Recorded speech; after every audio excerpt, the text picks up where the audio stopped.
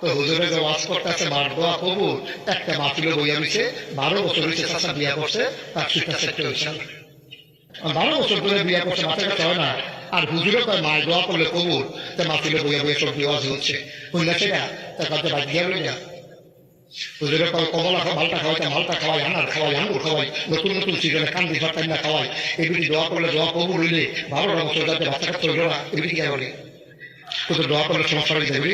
আচ্ছা বাদ দিয়া লই না, মাহফিল থেকে চেষ্টা গিয়া ঘর হয়ে দিতে মা কই কি তারে কই না কাছে সব বুঝে দিতে কই গেল।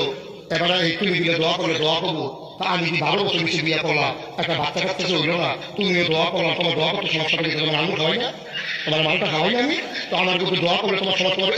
এই ফিরে ভালো করে কেন তুমি তুমি দোয়া করতে পারো তুমি মায়ের ক্ষেত্রে আসলে আগে দোয়া করলাম না, আল্লাহ দিল না। আচ্ছা ছোট আচ্ছা দোয়া শুরু হয়ে যাবে, সাহায্য করে সবাই সব আলাদা না।